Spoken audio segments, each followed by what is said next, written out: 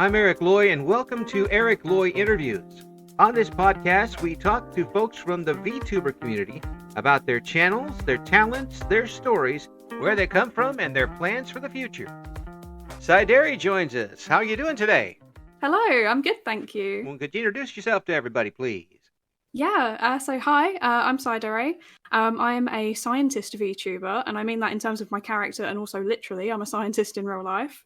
And I'm trying to use VTubing to teach people about psychology, so the science around psychology rather than the kind of general perception of, well, how do you feel about that? It's the actual science behind it. Now, this is something that's very different than what I've seen before and talked to folks on about VTubing. How did you decide to get these two together? It's kind of an accident, to be honest. So I've been thinking about this idea of doing some kind of like science communication project for quite a while. Mm-hmm. It's something that I think is really, really important because there's so much like misinformation out there about science in general, but especially psychology seems to get a real brunt of it. Like you see loads of really, really sus like well-being tips and stuff like that. And I'm kind of like, I've always been a fan of anime, so I kind of fell into watching VTubers a little bit by accident. Originally I've been planning to kind of just do a YouTube channel where, it was just kind of me voicing over anime videos, kind of in the style of like the kind of traditional anime YouTubers. Right. But then we've been watching VTubers, and my husband was actually like, "Oh, what if you became a VTuber?" And I was like, interesting idea. And then I kind of sat on it for like a month. And then I was like, I think that's a really good idea. Let's go with that. And it just kind of went from there. Kind of bubbled in the back of your brain there for a while, and then Really did, yeah. come to the forefront. Well, it certainly is yet another way to use this medium to reach people about certain topics.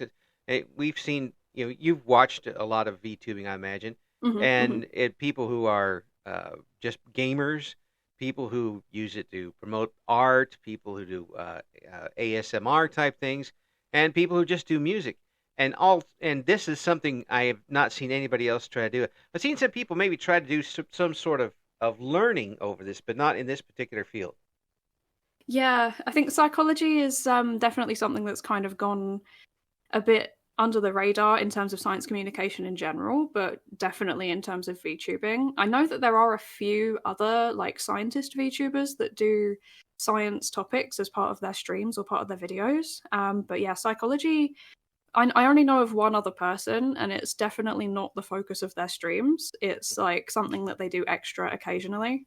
Well, you do the gaming too occasionally. It's not every time is it going to be a psychology type of stream. Yeah, it's probably about 50-50, but when I'm playing games, I still try and incorporate a bit of psychology as well. So at the moment, I'm playing through a visual novel called Steins Gate, and I'm trying to talk about the psychology that is within the visual novel, because there's actually quite a lot of it in a few of them. Quite a lot of them have like stories that are really embedded in like how people think and interact with the world.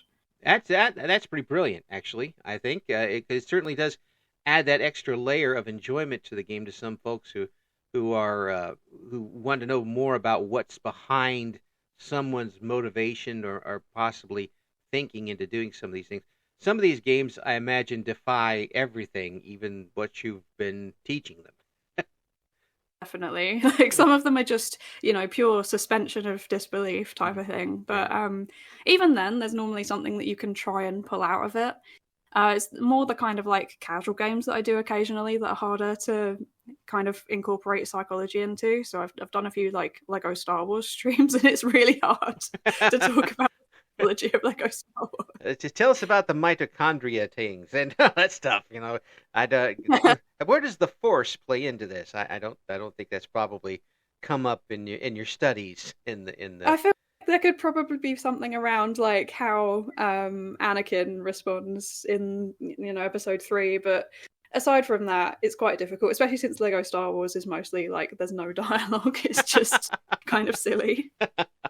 Well, there's room for that too, and certainly, I've seen folks use VTubing as a coping mechanism. And I've seen them use it as a way to express themselves and show their talents to what is potentially a world audience, Hmm. I imagine I'm not trying to put words in your mouth, but for someone coming from your background, that's got to be a meaty topic to get into. It really is. And, the kind of nerdy scientist part of me is always like, oh, I would love to do research on this. So, like, something I especially find really, really interesting is people who are neurodivergent or who have a disability when they use VTubing as a means to express themselves that maybe they wouldn't be able to in their day to day life. Because it kind of can remove the stigma that they're experiencing, or it means that they can, for example, maybe perform a concert that they wouldn't be able to do in real life. I find things like that really, really interesting, and I would love to like learn more about how they think about these things. But yeah, there's not really that many psychologists that I'm aware of that even actually know what VTubing is, let alone do research on it. Well, that's too bad for them because it seems to be an awfully rich subject.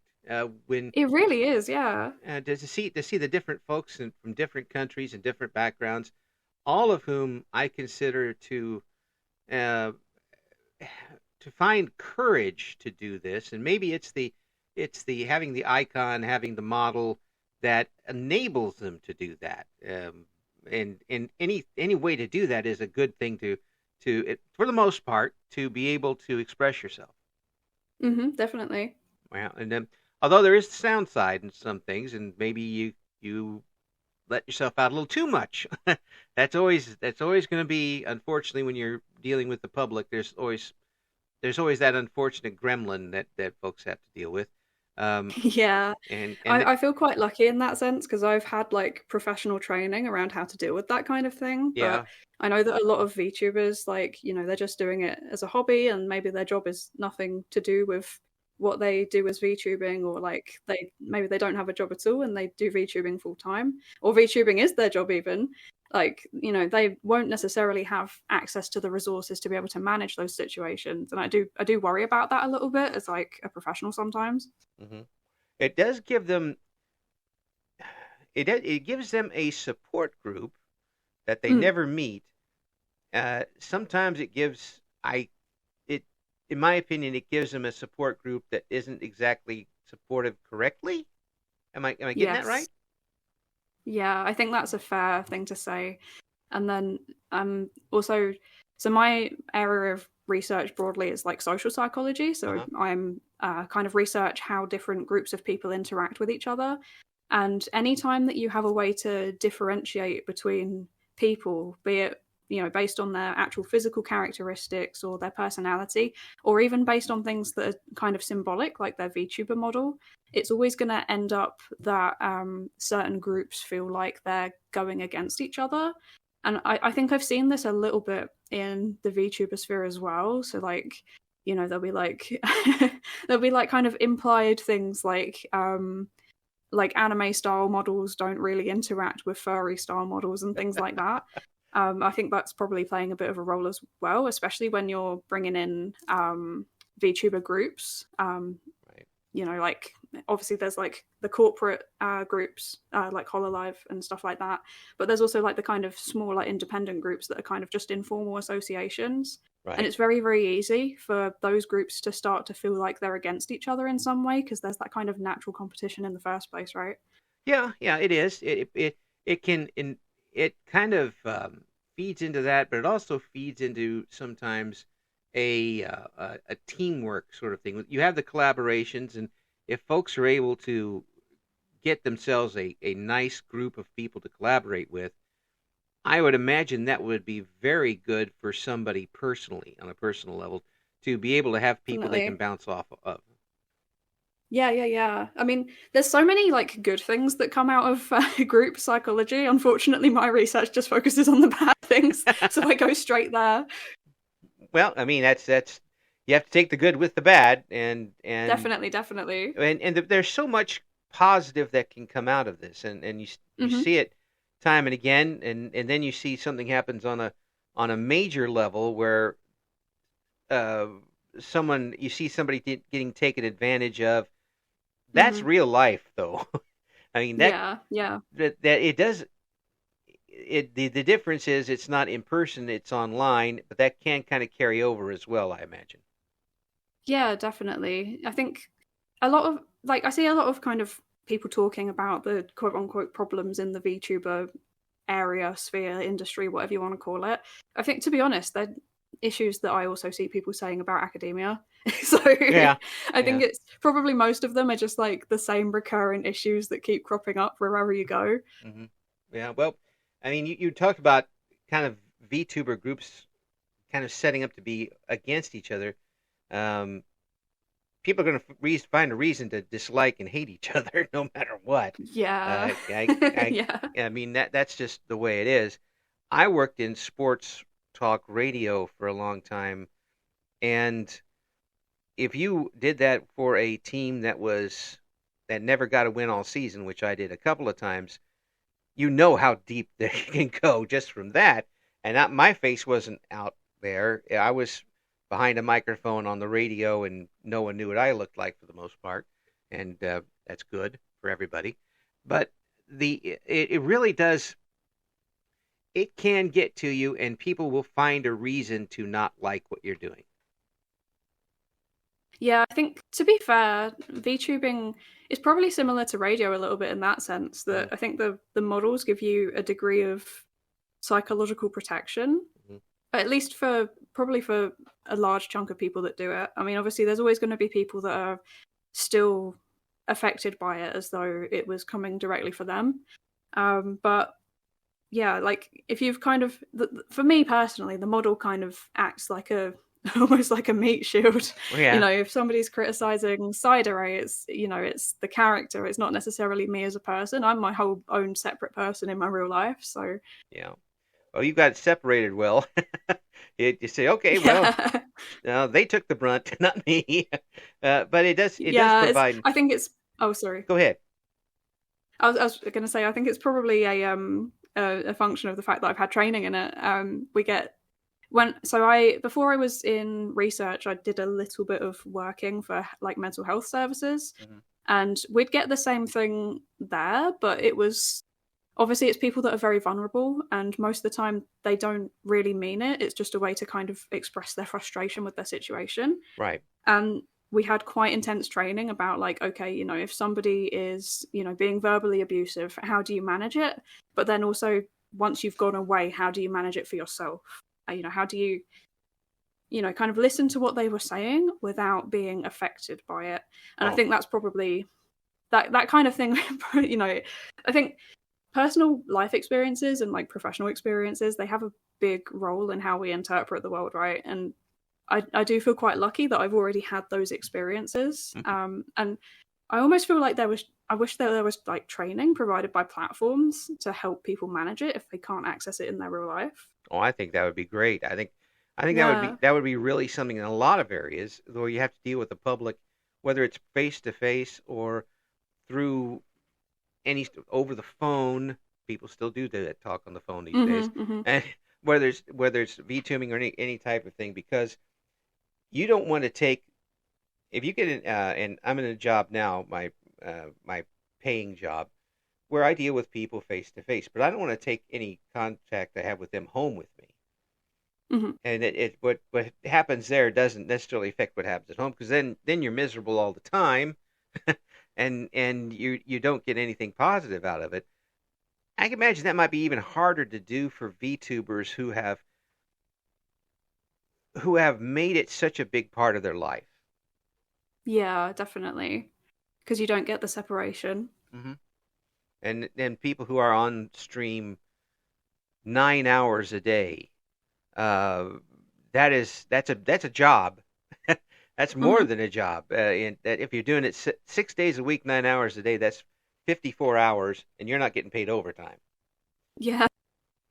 And so that could definitely harm yourself a little bit. Now, once you've gotten into this year a little bit, are there some goals you've set for yourself in this channel and what you want to do with it? Yeah, so to be honest, right now my main goal is to just finish my PhD. Yeah. So I'm kind of slotting streaming around that.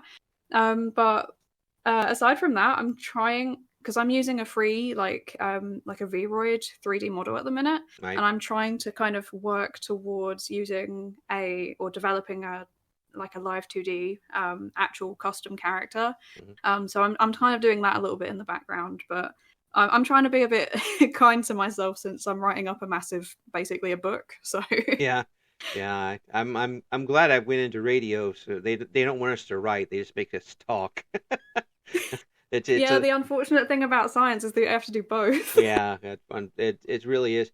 And whatever you folks are able to do is way out of anything I could do. I find it amazing that you're able to do this. And really what you've done here is you've been able to take this and help people out in a sense that they learn a little bit more about the science itself and maybe some things to look for, not just to help themselves, but the people around them, I think. I hope so.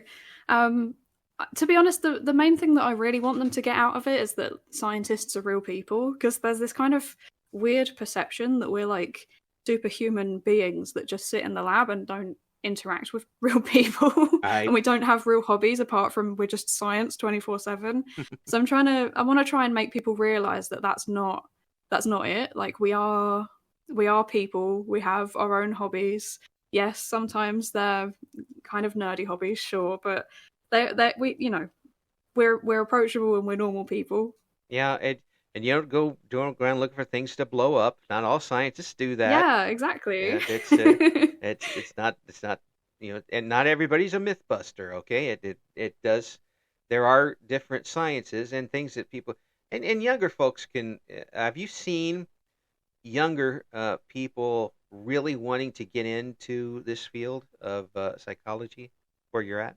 So my audience actually seems to be a little bit older. It seems to be mostly people that they're either in college or they're already graduated, Mhm. which I find really interesting. There's quite a lot of like engineers in my Mm. chat, which I found really surprising because there's kind of this stereotypical thing of like, oh, psychology isn't a real science, and it's science and engineering versus the soft subjects. Math, So it's math been quite nice versus to see that. math versus thinking. Yeah, Um, genuinely. yeah, because math has one. 2 plus 2 is going to be 4 no matter how you do it. But your type of field may not have a direct, immediate, one concrete answer, and that drives some Yeah, because people right up a tree. it really does, because there's too many things to think about. If you're looking at someone's behavior, it's like, okay, their behavior is this, and then these thoughts might have influenced it, and then they've got these social relationships, and they live in this country, and they've got this specific culture within that Right. country, and yeah, it turns into a massive snowball. Oh, it does.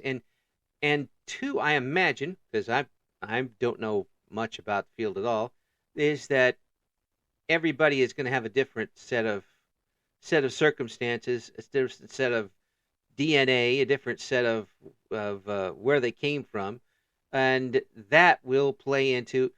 You're not going to have the same diagnosis every single time.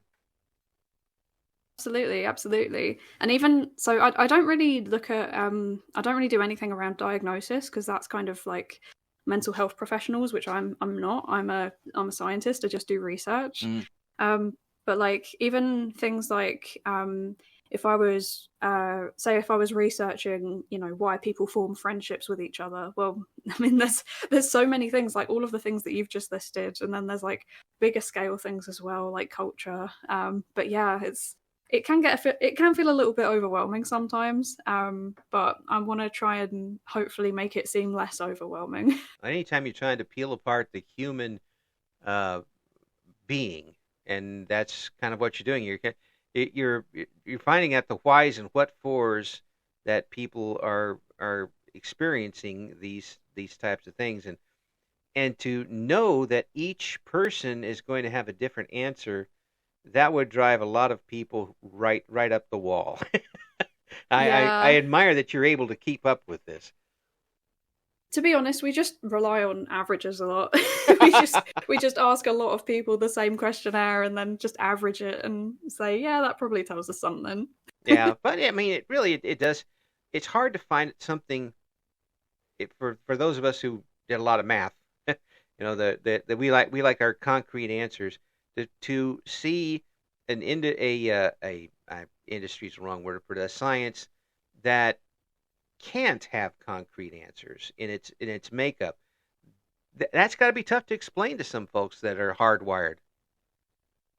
Yeah, no, it can be. To be fair, I think that when you kind of take a step back and look at science as a bigger picture, because some of the stuff that I talk about on my streams is like, some of it's like just pure psychology, and then some of it's kind of what I would call meta science. It's like looking at science as a domain and talking about how it works and things like that. And I would say that actually, like, even the quote unquote hard sciences, like, you're taught facts, but they do change over time. I think a kind of classic example of that is when Pluto was declassified as a planet, because we updated our understanding of what a planet is. Yeah. And then the definition changed, and then, well, Pluto didn't meet the definition anymore. I'm still I think once I kind of that. get over that hill and start to explain that, people kind of get it. And it's just like, the main issue with psychology is that it's a really, really new field in the scheme of things. Physics has been a thing for like 500 years at least.